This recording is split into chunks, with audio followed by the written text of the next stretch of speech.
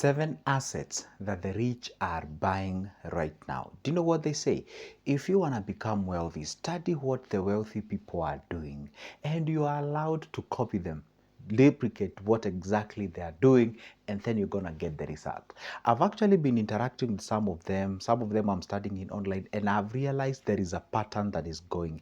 And these wealthy people are people who can tell you what they think about the economy, and how are they reacting about it, and where are they dwelling. And let me tell you one secret: there is a certain pattern, and today I'm here to teach you, or rather to teach you or show you or share with you exactly what they are doing, and we can actually go ahead and do exactly that. This is good, Joseph, in case you're watching me for the first time. You don't even know who is this guy. I talk about money, investment, and anything related to that. Let's get on the business. By the way, don't forget to hit that like button. Make sure that you subscribe. Let's get on the board. Now, there's one thing I've realized with these people, okay? And I've listed all those assets that these guys are actually buying. Number one, there is something that I've realized that they are doing. Some of, or most of the wealthy people, I don't know whether they are now not having quite of a good confidence with the economy and something like that. They are heavily buying gold. You remember there was a time when Donald Trump became president for the second term, and he decided or he decided to go, or he said that we would like to go and open the doors of Fox. Is it Fox Not or Fox? It's like, how can I describe this for those who do not know? It's like a storehouse where the American government keeps the gold or something like that hidden there. You know, they say like that's what the conspiracy says, like they have their largest amount of gold that they have stocked and something like that. So the Donald Trump said, hey, I would like to see, hey, why are those golds? But there might be something, nothing there and whatever. So the point here is this: I've actually realized that most of the wealthy people are now gravitate towards buying the gold.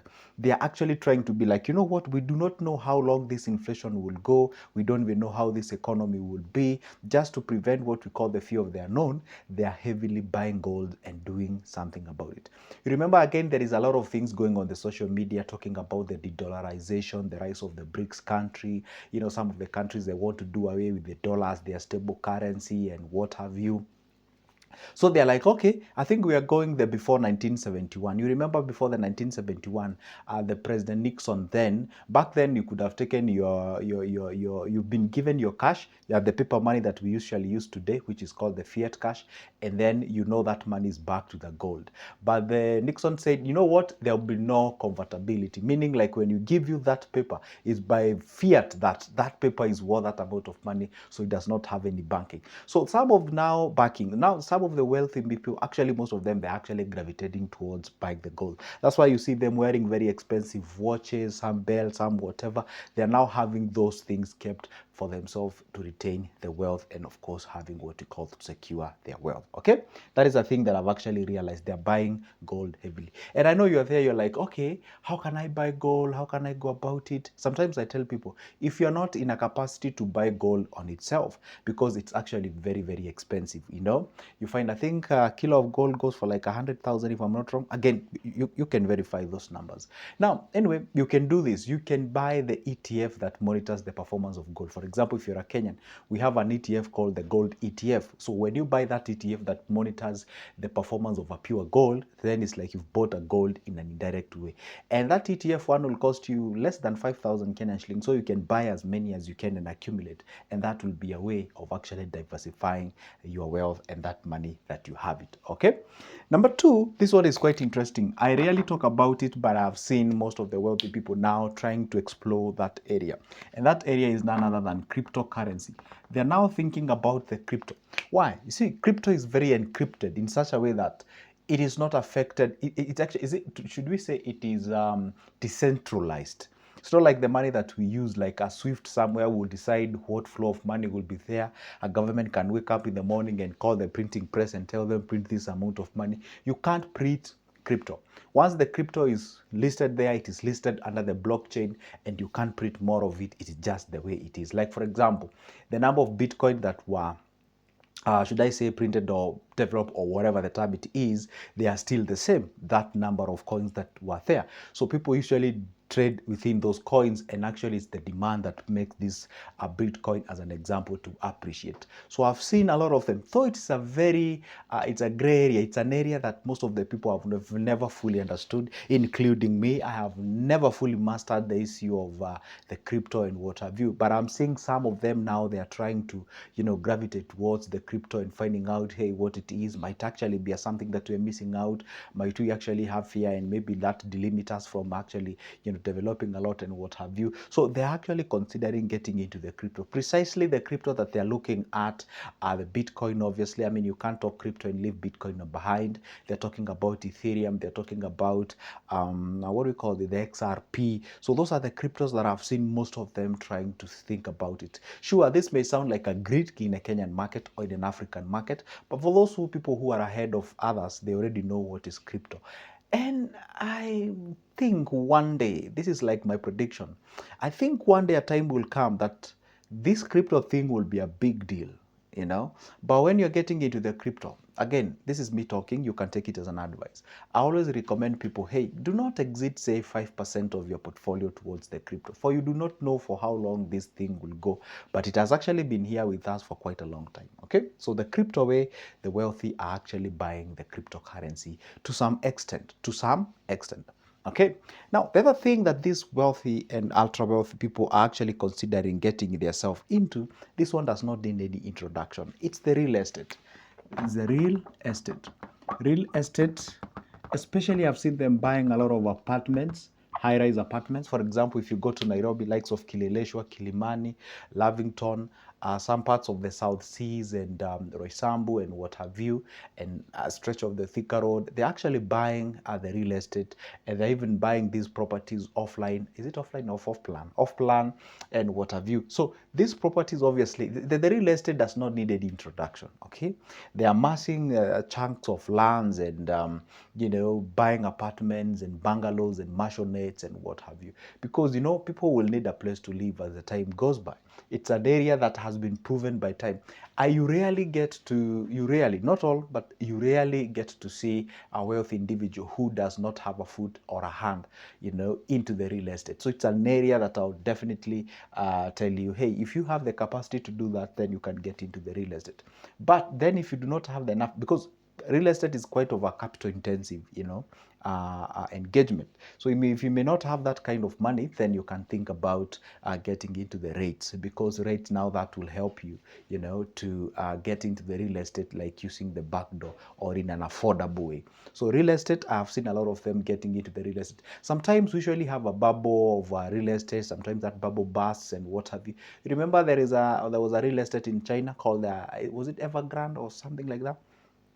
It actually collapsed, and they left some ghost towns and ghost cities that were on construction, and a lot of money in tunes of billions of dollars was just left like that. So I would say, by the way, we had a session with a certain gentleman who happens to be African Americans, and we were discussing about the real estate in Kenya. They were asking me, hey, Joseph, we are buying these apartments in those places that you've mentioned, but the government is heavily building the affordable housing. Don't you think that can actually neutralize the private sector as far as the real estate is concerned? Sure, it may have an effect, but we have an African saying that when a cow is in front of the other and eats the grasses, we'll always leave something for the one that is on the behind. I know that's a very literal way of translating it, but that's what it says. Please don't dare me talk my mother tongue here. Anyway, the point here is we always have an opportunity regardless of what time you actually showed up. So yes, real estate, it's a quite of a good and a wonderful areas where you can actually invest. Now, the other area that they're actually investing, this one, I don't know whether you'll call it an investment or what it is. They're actually buying, it's quite interesting. Can you imagine this? Life insurance. I was actually reading some statistics and I realized wealthy people are actually getting the life insurance. You know, after they have looked all the money invested and what have you, now they want to life insure themselves just in case something happens. You know, this thing is so pronounced with the Indian community.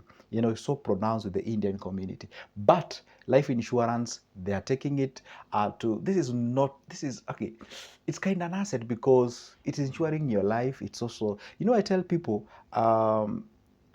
becoming wealthy, it's a combination of many things, not only money. There is money, yes, which is a factor, and of course a major factor. We also have another major factor called the health. You must have a good social skills and what have you. It's a combination. You have to be a believer like me. If you are, like, it's a combination of variety of things that you have to have so that at least you can be termed as wealthy individuals. So anyway, without wasting time, life insurance, it's a thing that they're taking. May not really sound like an asset, but in a way or indirectly, it is actually an asset that, hey, they're putting their money on. And of course, when they do something, hey, you know what? It's good to check what exactly they're doing. Another thing is that, of course, they're getting themselves into the stable currencies.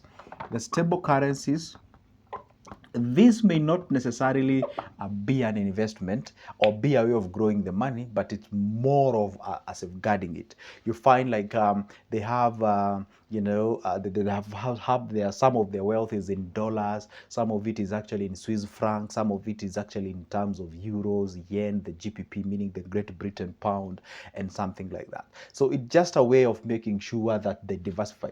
Allow me to add the other one. They're also having what we call the offshore accounts.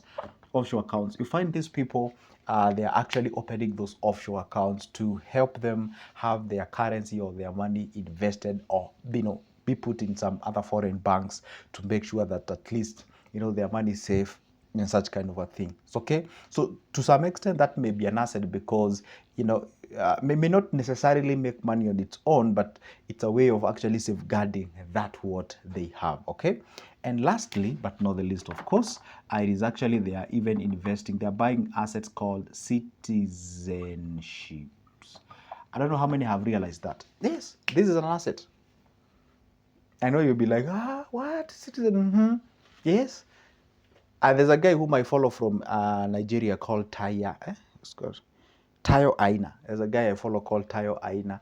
And I remember there was a time, he made a video, and I think it's already on YouTube.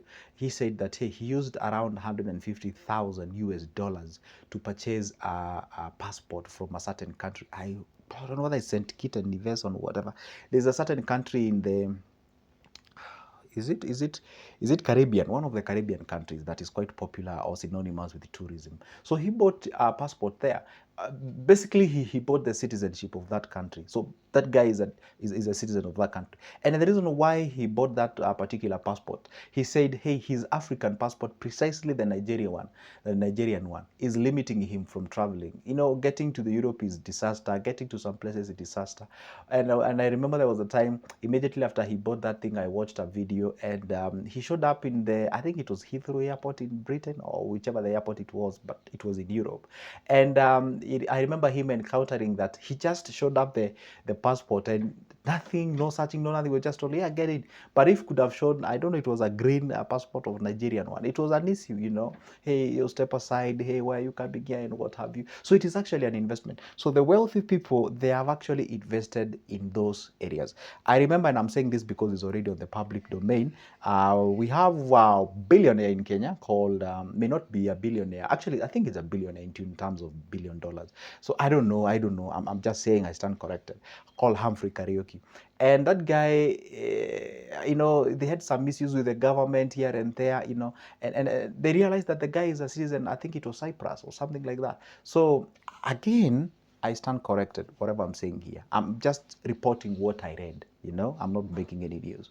So now you realize these people, they usually invest there just to make sure that it's a way of hiding their wealth. It is a way of making sure that they safeguard what they have. You find somebody is going to Britain and buying, say, an apartment in certain street in Britain and something like that. You go to Monaco, you buy an apartment there, you diversify, you go to Dubai. Like, for example, right now, Dubai has opened doors, for most of the wealthy people. The taxes are so low, some don't even have the taxes there. So that country becomes a bit friendly to some or to most of the billionaires and what have you. Even the security.